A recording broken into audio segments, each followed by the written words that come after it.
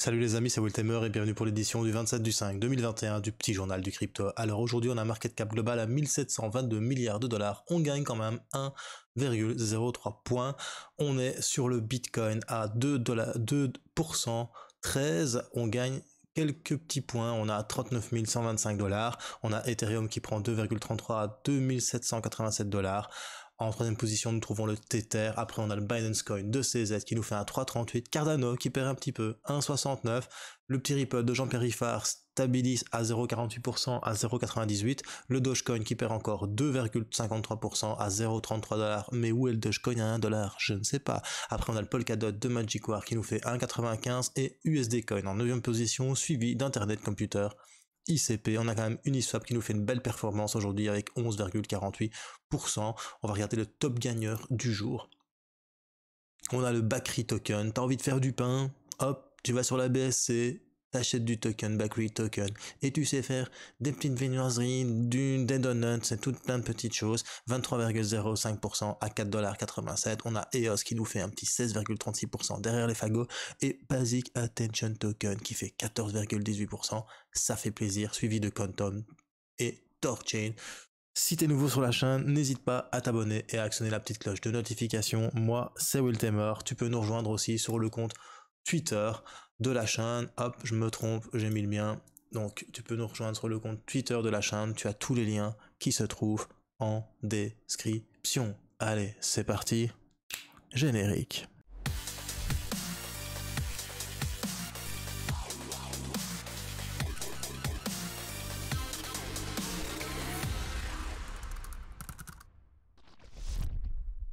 Alors comme tu l'as vu dans le titre et sur la vignette, aujourd'hui on va essayer de déterminer si on est ou pas en bear market. Moi je te le dis quand même depuis un petit moment que pour moi on est en train de rentrer dans un bear market, mais bon voilà, je peux me tromper bien évidemment, mais j'ai quand même envie de te montrer pourquoi je pense que c'est en train d'arriver. Bien évidemment, ceci n'est que mon avis. Merci de respecter seulement ce que je pense, et c'est pas parce que je dis que c'est peut-être un bear market que ça va arriver. Et c'est pas parce que je dis que c'est peut-être un bear market que je suis un con. C'est simplement une hypothèse. Merci. Ceci était un message sympathique de l'association Culture Crypto présentée par Wiltemer. Après ça, on va quand même commencer les petites news et puis je vous ai fait votre petite analyse technique qui va prendre un petit peu de temps. On apprend que PayPal permettra aux utilisateurs de déplacer leurs crypto-monnaies dans des portefeuilles tiers. Qu'est-ce qu'on entend par des portefeuilles tiers? Non, des portefeuilles crypto, des wallets. Et ça, c'est juste magnifique parce que le géant mondial des paiements PayPal prévoit de permettre à ses utilisateurs de transférer la crypto-monnaie qu'ils détiennent sur leur plateforme vers d'autres portefeuilles. Conclusion, t'achètes tes cryptos avec PayPal, tu les envoies sur Binance et tu peux les trader. Rien de plus simple, bro. Je t'en parlais hier avec Apple. Eh bien, je pense que PayPal va faire de même. On apprend aussi que la poste autrichienne, c'est assez sympa, a créé des timbres numériques crypto Stamp 3.0 avec une puce NFC. Donc les puces NFC, c'est les puces de contact rapprochées qui activent des choses. Par exemple, moi j'utilise j'ai une carte pour le parking. Ben hop, je la passe je la passe et ça ouvre la barrière. Ah bien c'est pareil là. Sauf que ici, ce qui est beau, c'est que ces timbres que la poste autrichienne émet, elle va aussi en faire des NFT. Conclusion, tu pourras avoir des timbres dans une blockchain. Et ça, c'est juste magnifique. Voilà aussi à quoi peut servir les NFT et la blockchain. C'est juste une utilisation concrète et réelle de la crypto-monnaie. Alors, on apprend que le milliardaire Carl Icahn dit qu'il pourrait bien déposer 1,5 milliard, t'entends bien, 1,5 milliard de dollars dans la crypto. Faut savoir que le monsieur, en 2018, il disait que à CNBC que la crypto était ridicule et peut-être que je suis trop vieux pour eux, mais je ne toucherai jamais à cela. C'est ici que c'est noté, donc je cite vraiment monsieur Carl Icahn. Le mec il pèse quand même 16 milliards de dollars, et si lui il a décidé de mettre 1,5 milliard de dollars, c'est qu'au final, la crypto-monnaie, c'est peut-être pas que du vent, bro. Après ça, on apprend que, bonne nouvelle, on apprend que la banque centrale nigérienne fait demi-tour sur l'interdiction du Bitcoin, affirmant qu'elle l'autorise à partir de maintenant. Apparemment, le gouverneur de la banque centrale a changé d'avis et fait volte-face. Souviens-toi, ils avaient émis une lettre aux banques centrales et aux banques en expliquant qu'ils ne voulaient plus qu'on autorise les transferts de crypto-monnaies. Mais bon, le Nigeria est connu pour être un pays où énormément de personnes utilisent des crypto-monnaies, et interdiction ou pas, ils utilisaient quand même la crypto-monnaie. Conclusion, il s'est dit, bon ben, au final, vu que les gens l'utilisent quand même, pourquoi essayer de contrer ça? On va quand même plus les aider. Et conclusion, ben, ils ont autorisé les crypto-monnaies, et ça c'est juste magnifique. Et pour terminer, en parlant magnifique, on va parler de Cardano. Cardano lance le premier testnet Alonzo tout en présentant un plan de déploiement pour les contrats intelligents, et ça c'est juste, comment dire, au top. Maintenant voilà, encore une fois, n'oubliez pas, je suis pas assez subjectif sur Cardano, enfin objectif sur Cardano, je suis assez subjectif sur Cardano parce que c'est une crypto que je détiens, c'est une crypto que je tiens depuis 2017, c'est une crypto qui pour moi va être une blockchain à la pointe. Je m'excuse, je n'ai pas encore eu le temps de faire ma vidéo sur Cardano. Accessoirement, ben, je suis papa depuis 12 semaines aujourd'hui, et je te promets que c'est pas évident d'enregistrer des vidéos alors que t'as ta petite fille qui est à 2 mètres de toi avec ta femme, et que ça fait du bruit, et que quand elle dort, ben elle dort, et que ben t'as pas envie de la déranger, quoi. Et alors du coup elle est écrite la vidéo, mais je dois juste pouvoir trouver un moment pour l'enregistrer, et une fois que je l'aurai enregistré, je trouverai un moment pour la monter, mais ça, à mon avis, comme j'ai un casque, ça posera pas de problème. Mais bon voilà, le problème c'est juste l'enregistrer et pas déranger ma petite fille qui vient de naître. Après ça, je vais quand même t'expliquer la news ici, donc les smart contrats en testnet. Alors c'est une annonce que monsieur Charles Hoskinson a fait le 27 mai.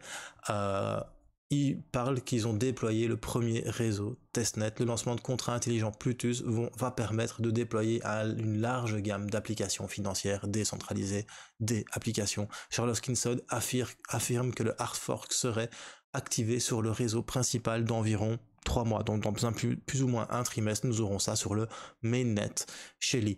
Mais il a également exhorté la communauté à gérer ses attentes, car il y a beaucoup d'attentes derrière le projet Cardano en ce moment. Il y a beaucoup de choses qui se cristallisent par rapport à Cardano en ce moment. Conclusion, faites vraiment attention à ce que vous faites et à qui vous déléguez vos ADA, parce qu'il y a peut-être aussi des gens qui essayent de faire du scam, donc faites attention s'il vous plaît. En tout cas, voilà ici une petite roadmap qui nous a mis. Il y aura Alonzo Blue qui vient de commencer, après ce sera Alonzo White, puis Alonzo Purple, puis Alonzo Red, Alonzo Block, et puis Starting, et puis Alonzo Mainnet au mois de septembre, et les smart contrats seront lancés, et ça c'est juste au top. Voilà, c'est tout pour les petites news, et maintenant on va basculer sur TradingView. Et sur TradingView, ça va prendre peut-être un peu plus de temps que d'habitude, mais je voulais quand même te faire une analyse technique un peu plus poussée par rapport à mon avis, duquel je pense vraiment que le marché est en train de se retourner. Je veux pas être monsieur pessimiste, tu vois, mais regarde un petit peu hier. Donc hier, je te parlais encore sur le H4. Je t'avais dit, bah, ça serait bien que on vienne chercher ici, où on avait enfin, on va revenir, on va recommencer. Donc ici, on faisait un plus bas. J'avais dit, bah, si on faisait ce plus bas là, ça serait bien qu'on vienne rechercher ici la moyenne mobile sans période sur du H4 en cassant le dernier plus haut. Malheureusement, bah, ce plus bas, maintenant, il est là. Du coup, bah, on a fait un bas ici, qui n'est pas plus bas que celui-ci. Hein. Ça, c'est sûr, il n'est pas plus bas que celui-ci. Mais n'empêche, on est toujours dans ce petit canal haussier. Hop, tu vois. Certes, on est toujours dans ce petit canal haussier. Voilà. Ça c'est clair, c'est une évidence, on est toujours dans ce canal haussier. Le seul problème, c'est que là on vient d'imprimer un haut plus haut que le précédent. Et du coup, ben, ce canal haussier, il est en train de se transformer. C'est léger, c'est presque imperceptible. Il faut faire attention, parce que si on vient faire... Hop, enlever ça, ça fait un peu le bordel. Si on vient faire un bas plus bas que celui-ci, admettons qu'on vienne faire le bas ici, ce serait bon parce qu'on serait dans ce canal entre 40 000 $ et 36 000 $, et on confirmerait la création d'un canal. Par contre, si on viendrait faire un bas plus bas, ici, eh bien, on rendrait ce canal haussier caduc, et on créerait tout simplement un canal baissier. Et si on vient casser ici les 36 597 $, le prochain plus bas, il est là, hein, à 31 000 $. Donc ça va faire une sacrée chute. Hein, parce qu'en plus, si tu prolonges cette oblique, avant de la toucher, ça peut faire une sacrée chute. Donc ça, c'est déjà ça, c'est sur du court terme. Donc ce que j'espère déjà sur du court terme, c'est qu'on ne vienne pas faire un bas qui va être plus bas que celui-ci à 37 000 $. Si on fait un bas plus bas que 37 000 $ et qu'on casse les 36 000 $, c'est peut-être direction les 31 289 $. Maintenant, encore une fois, 39 $, pardon. Encore une fois, ceci n'est qu'hypothèse. Si ça tombe, on va venir rebondir ici sur le canal. On va faire un bas plus haut que le précédent, mais bon, vu qu'on vient de faire 2 bas, et on va créer un triangle équilatéral. Le seul problème du triangle équilatéral dans le trading, c'est que tu as 50% de chance que ça casse par le haut et 50% de chance que ça casse par le bas. En plus, comme pour le moment, tu as le volume qui s'en met totalement en berne, hein, qui sont en train de chuter, mais quelque chose de monstrueux. Je sais pas pourquoi, mais j'ai l'impression que ça pue. Mais je sais pourquoi, et je vais te le montrer maintenant. Hop, on bascule sur cette configuration-ci. Et cette configuration-ci, je vais te la mettre en daily. J'enlève sur la moyenne mobile 100, parce qu'elle ne sert à rien. Je voulais te montrer tout simplement ici. Ça fait quelques temps que je t'explique qu'on a cassé la moyenne mobile 200 périodes et que c'est quelque chose d'assez important ce qui s'est passé. Pourquoi? Parce que tu vois que pour l'instant la moyenne mobile 200 périodes, elle est en train de bloquer le cours. La dernière fois qu'on a cassé la moyenne de 200 périodes, et que ce soit relevant, voilà, c'est après le bull run de 2019. Le cours est passé en dessous, la moyenne mobile 200 périodes, on a testé de le repasser, mais il s'est passé un événement. Tu vois, ici. Il s'est passé un événement ici. On a eu ce qu'on appelle un dead cross. Pendant que c'est remonté, on a quand même eu un dead cross. Et comme on a eu un dead cross entre la 50 et la 200, ben le cours après il a chuté. Tout simplement. Et il a continué de chuter. Et pourquoi je te parle de ça? Parce que quand je regarde la moyenne mobile 50, à moins que ça fasse un U-turn d'un coup et que ça reparte comme ça, ce qui m'étonnerait, elle est vraiment en train de se rapprocher pour venir faire un dead cross ici avec la moyenne 200 périodes. Encore une fois, ce ne sont que mes observations. Je ne dis pas que ça va arriver, mais c'est arrivé en 2019. Et désolé bro, mais c'est arrivé en 2020. Et c'est arrivé en 2020 après qu'on soit passé, tu vois, on est passé en dessous, c'est remonté, la moyenne mobile 50 a bloqué. Mais c'est vraiment le même mouvement en fait qui est en train de se passer. Tu regardes 2020, tu regardes 2019, c'est exactement le même mouvement. Et on est repassé, puis ça a rechuté. On a eu le dead cross et on est parti pour un bear market. Alors que peux-tu observer? C'est pas compliqué. Quand la ligne rouge elle est en dessous du cours, ça monte. Quand la ligne bleue elle est en dessous du cours, ça monte. Quand la ligne rouge passe en dessous de la bleue, le cours est en dessous de la bleue et ça descend. Quand la ligne rouge passe en dessous du cours, ça monte. Quand la ligne rouge passe au-dessus du cours, ça descend. Quand la ligne rouge passe au-dessus du cours, ça monte. En dessous, pardon, ça monte. Et quand la ligne rouge passe au-dessus du cours et que le cours soit en dessous de la ligne rouge, ça descend. Et à chaque fois qu'on a un dead cross, on part pour un beau bear market. Donc ici, on a chuté. Le seul souci, c'est que quand tu regardes en weekly, en fait, j'ai cherché un petit peu, mais où se trouve le support? Où est-ce qu'on peut avoir du support? C'est bon, il y a forcément du support. Ben, le support pour le moment est dans la zone où on se trouve. Le support pour le moment, il est dans cette zone-ci. Voilà. C'est dans cette zone-ci. D'ailleurs, on a trouvé du support sur les 30 000. Il y a intérêt que ça tienne sur du weekly. Parce que si ça ne tient pas, tu peux penser ce que tu veux, tu peux dire ce que tu veux, tu peux dire que je suis con, mais si ça ne tient pas, le seul support qui nous reste, c'est le dernier all-time high en weekly. Parce qu'il ne faut pas oublier que le all-time high daily n'est pas le même que le all-time high weekly. Le all-time high weekly, c'est 20 000 $. Et là, tu vas me faire, ouais, mais non, non, c'est 20 000 $. Parce que ici, ça tient, mais là, il n'y a pas eu de support. Hein. Montre-moi où il y a eu du support, nulle part. Ça a fait que pumper. Par contre, là, il y a eu de l'hésitation pendant 3 semaines. Et ça a eu de l'hésitation où? Au dernier all-time high. Donc le seul support que tu vas pouvoir trouver, si on vient casser ici la moyenne mobile, si on vient casser ici le dernier plus bas, et si on casse la moyenne mobile 50 sur du weekly, le seul support qu'on a, c'est ici. Et quand tu fais ça, c'est la moyenne mobile sans période. C'est pas pour rien que je l'enlevais. Conclusion, personnellement, j'ai vraiment l'impression, c'est qu'une impression, mais qu'en fait, ça fait longtemps qu'on est déjà dans le bear market. Pourquoi? Parce que quand tu regardes en daily, et en daily, tu as eu ton dead cross, déjà un premier dead cross entre la 50 et la 100, numéro 1. Numéro 2, on est dans la zone ici de support. Alors soit on va faire un range, soit ça va sideway, hein, en anglais, on dit en sideway. Si ça tombe, notre bear market, il va faire ça. Ou alors, le bear market, il va faire ça. Et il va repartir à la hausse. C'est deux possibilités, tout simplement. Mais pour moi, quand tu vois cette bougie weekly qu'on a eu ici, ça fait longtemps qu'on n'avait pas eu une bougie weekly comme ça. Je sais pas. Pour moi, franchement, et je vois aussi que là, on n'a pas réussi à dépasser sur du weekly le top qu'on avait eu en précédent là. Tu vois? Là. On n'a pas réussi à le dépasser ça. Donc, encore une fois, hein, c'est qu'une impression. Je ne dis pas que ça va arriver, mais pour l'instant, on nage entre les 30 000 $ et les 41 000 $.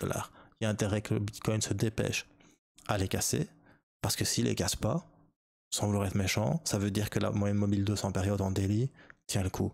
Et si la moyenne mobile 200 périodes en daily tient le coup et tient son rôle de résistance, bah, ça va se faire comme en 2017.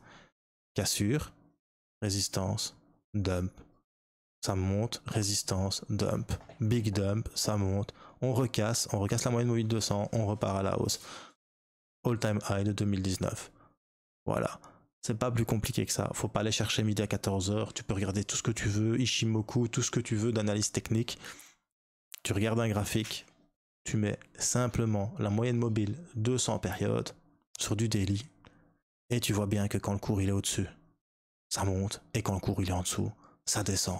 Ici, on vient de faire quoi? On vient de passer en dessous. Conclusion, il y a des chances que ça descende. Mais bon, s'arrêter à la moyenne mobile 200 périodes, c'est un petit peu réducteur, donc on met la 50. Et la 50, c'est pareil. Quand tu vois que c'est en dessous, ça monte. Quand tu vois que c'est au-dessus, ça descend. Et là, on est bien au-dessus. Mais vraiment bien au-dessus. Mais vraiment, vraiment, vraiment bien au-dessus. Et pour terminer, je voulais quand même vous montrer sur mon setup de trading.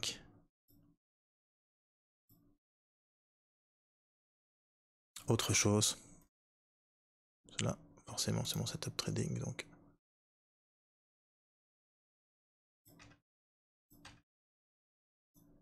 Voilà.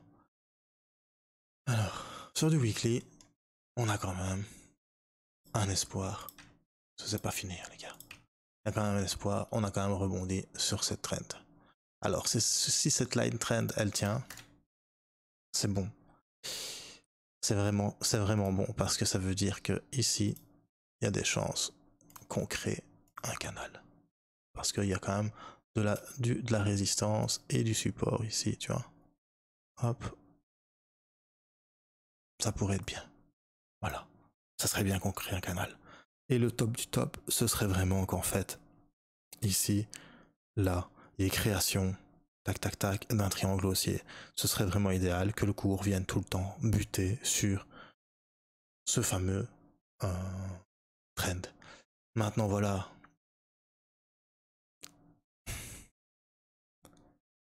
Très compliqué quand même pour le Bitcoin en ce moment. Donc voilà. Est-ce qu'on est en bear market? Oui, nous sommes en bear market parce que les indicateurs te le disent. Tous ceux qui disent non, on n'est pas en bear market, ils sont dans le déni total. Total. Comme en 2017. Je l'ai vécu en 2017. En 2017, on était ici, on fait ouais non, c'est pas bear market, on a 10 000 $, on a perdu la moitié du prix. Puis quand c'est remonté, on a fait ah ça y est, c'est parti, to the moon, on a 100 000 fin d'année. Ouais, c'est ça. Et juste derrière, bam, ça a chuté. Et pourquoi ça a chuté? Je viens de te le montrer avec les moyennes mobiles 200 et 50 périodes. On va retourner dessus. Voilà. On se met sur du weekly. En automatique. Hop. Voilà. Regarde. C'est monté en daily, pardon. Voilà. Hop. C'est du weekly, mais c'est daily qu'il faut regarder. Voilà, regarde. On a rebondi sur la 50, c'est remonté, on a cassé la 50, badaboum, on a cassé la 100, badaboum, on a cassé la 200, c'est remonté, et puis badaboum, badaboum, badaboum, badaboum. Pourquoi? Parce qu'on était en dessous de la moyenne mobile 200. Et tant qu'on est en dessous de la moyenne mobile 200, ça repart pas. Et tu le vois ici, on recasse la moyenne mobile 50, on recasse la moyenne mobile 100, Golden Cross, on monte, on casse la 200 et c'est tout de moon. Et c'est exactement la même chose qui s'est passé ici pour le dernier bull run. Conclusion, nous sommes en bear market qui dure 1 mois, 1 an, 2 ans ou 3 ans. C'est pas moi qui le dis, c'est les indicateurs. Voilà, c'était Wiltemer pour le petit journal du crypto. Si t'as bien aimé, un petit pouce bleu. Si t'as pas aimé, un petit pouce rouge. Et surtout, bro, n'oublie pas, choose life, choose freedom et choose Bitcoin. Et surtout, sortez couverts. Peace.